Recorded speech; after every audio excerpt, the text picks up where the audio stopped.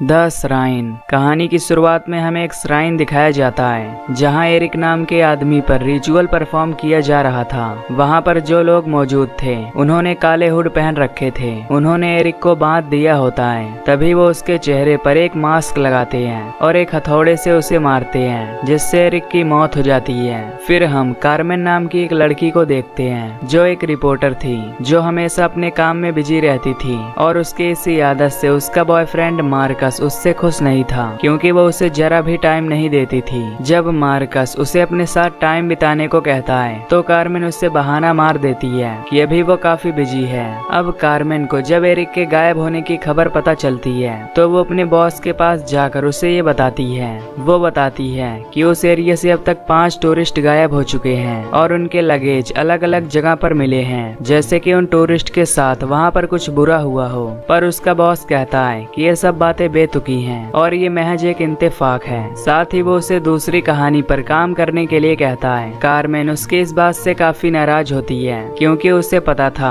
कि एरिक के साथ कुछ बुरा हुआ है। फिर वो अपनी कलीग सारा के साथ एरिक के मॉम के घर जाती है, जहाँ वो उससे पूछताछ करती है। एरिक की माँ बताती है कि पुलिस उसकी कोई मदद नहीं कर रही है, क्योंकि उन्हें सबूत ही नहीं मिल रहा। साथ ही वो बताती है कि उसने वहाँ से एरिक का लगेज वापस लाया है और उसमें सारा सामान वैसा ही पड़ा है जैसे वो उसे ले गया था। कार्मेन उससे उसके लगेज की तलाशी लेने को कहती है। फिर जब कार्मेन ऊपर लगेज चेक करने जाती है तो उसे उसमें एरिक की डायरी मिलती है। जब वो उसे खोलती है तो उसमें लास्ट जनरल अल्बेनिया का होता है, जिससे वो समझ जाती है कि एरिक लास्ट टाइम अल्बेनिया गया होगा, जहाँ से वो वापस नहीं आया। वो एरिक की माँ से उस डायरी को ले जाने की परमिशन मांगती है तो वो उसे हाँ कर देती है। फिर कार्मेन अपनी कलीग को बताती है कि एरिक के गायब होने का राज अल्बेनिया में ही छुपा है, इसीलिए अब हमें अल्बेनिया जाना होगा। अब रात में जब कार्मेन अपने कमरे में होती है तो तभी अचानक से उसकी विंडो खुल जाती है।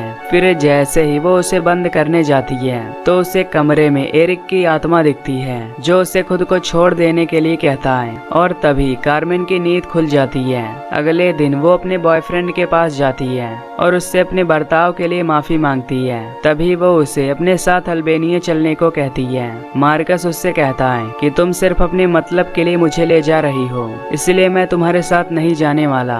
कार्मेन जब ऑफिस में काम कर रही होती है तो उसका बॉस वहां आकर उसे एक रिपोर्ट बनाने को कहता है, पर वो उस फाइल को डस्टबिन में फेंक देती है, क्योंकि वो खुद की रिपोर्ट बनाने वाली थी। तभी उसे उसके बॉयफ्रेंड का कॉल आता है, जो अब उसके साथ चलने के लिए मान जाता है। अगले दिन वो लोग पोलैंड पहुंच जाते हैं और उस जगह जाने के लिए निकल जाते हैं। रास्ते में कार्मेन को एरिक की डायरी से पता चलता है कि यहाँ पर कोई भी होटल नहीं है और वो एक बॉन में रुका था और उसमें लिखा था कि इस गांव में एक जंगल है जहाँ स्ट्रेंज फॉग है। अब ये लोग उस गांव में पहुंच जाते हैं। तभी वहाँ के लोग इन्हें अजीब तरह से घूरने लगते हैं, मानो कि वो नहीं चाहते कि ये इस गांव में रुकें। तभी उन्हें वहाँ पर एक छोटी लड़की दिखती है जिसका नाम लीडिया होता है। फिर वो लीडिया को एरिक की फोटो दिखाकर पूछते हैं कि क्या तुम इसे जानती हो।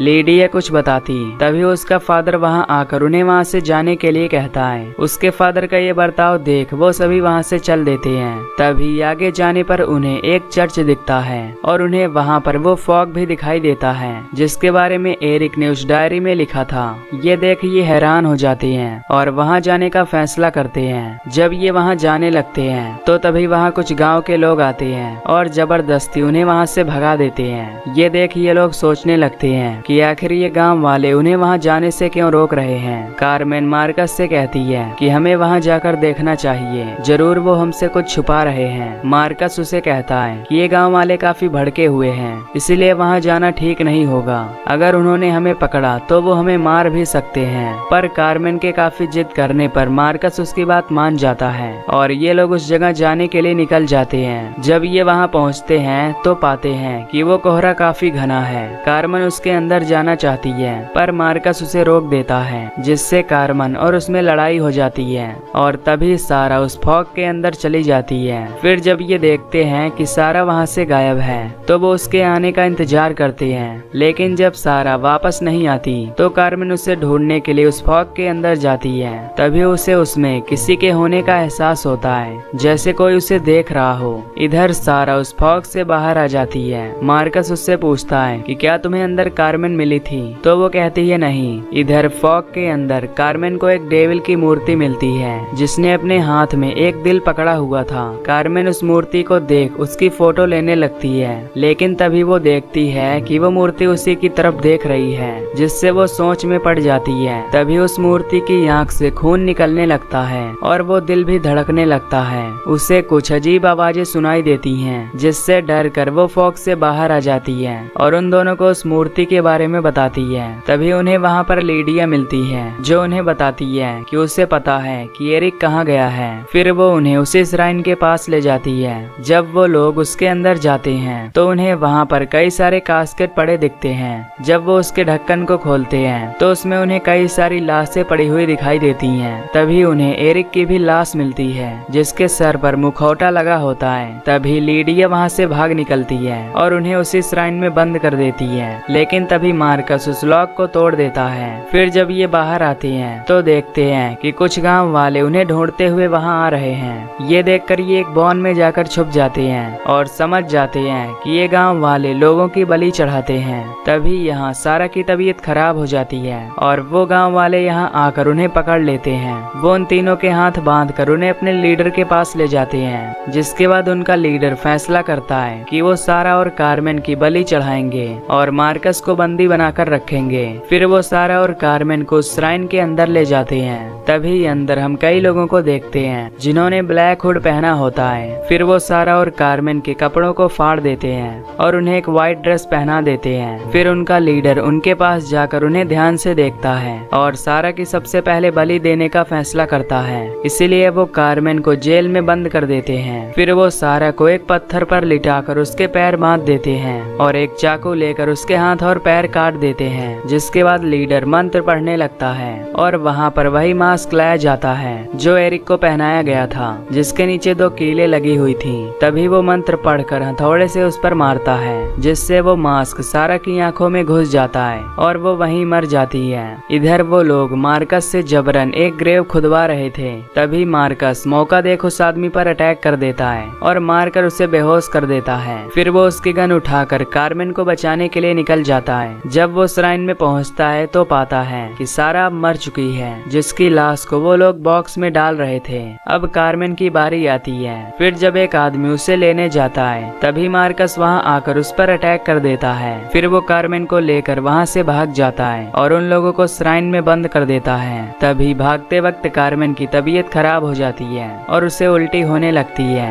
मार्कस उसे दिलासा देता है और कहता है कि वो पास के फार्म से गाड़ी लेकर वहां से भाग जाएंगे। वो दोनों भागते हुए एक घर में पहुंच जाते हैं जहां पर एक फैमिली रहती थी। तभी मार्कस अंदर जाकर उस फैमिली पर गन तान देता है और उनसे गाड़ी की चाबी मांगता है, लेकिन उस फैमिली को इंग्लिश लैंग्वेज समझ नहीं आती। इधर श्राइन में वो गांव वाले दरवाजा तोड़ देते हैं और उनकी तलाश में निकल जाते हैं। इधर मार्कस ने उस फैमिली को बांध दिया होता है और उनसे चाबियां पूछता है। तभी वो उसे अपनी लैंग्वेज में कुछ बताने की कोशिश करते हैं, पर मार्कस उनकी लैंग्वेज नहीं समझ पाता। तभी उनका बेटा, जिसे थोड़ी इंग्लिश आती थी, वो मार्कस को बताता है कि चाबी कहाँ है। लेकिन तभी कार्मेन को अजीब सा होने लगता है और उसे सभी में डीमन दिखने लगता है, जिससे देख वो एक कमरे में जाकर छुप जाती है। इधर वो लड़का मार्कस को चाबी देने के लिए किचन में ले जाता है, पर चाबी लेने के बाद मार्कस उसके भी हाथ बांध देता है। इधर रूम में कार्मेन को एक डीमन पजेस कर लेता है, जिससे वो जोर से चिल्लाने लगती है।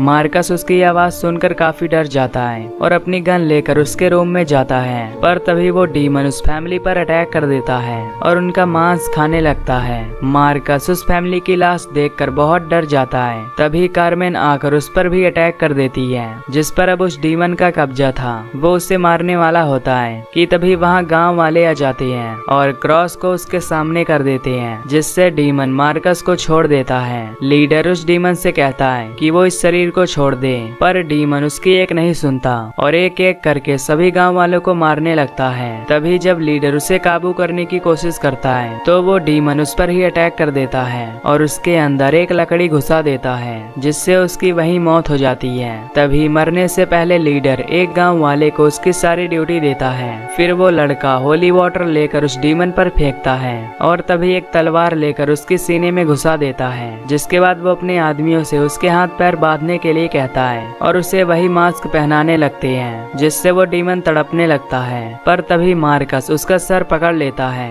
और वो लड़का एक हथौड़े से उस पर मारता है, जिससे कार्मेन की मौत हो जाती है और वो डीमन वहाँ से चला जाता है। अगले दिन वो मार्कस को उसे यहाँ से जाने के लिए कहते हैं। अब मार्कस को इस गांव के बारे में सब पता चल गया था। तभी वो लड़का उससे बताता है कि इस गांव में उन्हें एक श्राप मिला हुआ है और जो भी उस फॉग के अंदर वाली मूर्ति को देख लेता है तो वो डेविल उस पर कब्जा कर लेता है। इसीलिए ये गांव वाले टूरिस्ट को वहां जाने से रोकते हैं। पर जब टूरिस्ट वहां चले जाते हैं तो डीमन उन्हें पजेस कर लेता है, जिससे उन्हें रिचुअल के जरिए डीमन को उसकी दुनिया में भेजना पड़ता है, जिसमें कई टूरिस्ट यहाँ अपनी जान गंवा देते हैं और यही एरिक के साथ भी हुआ था।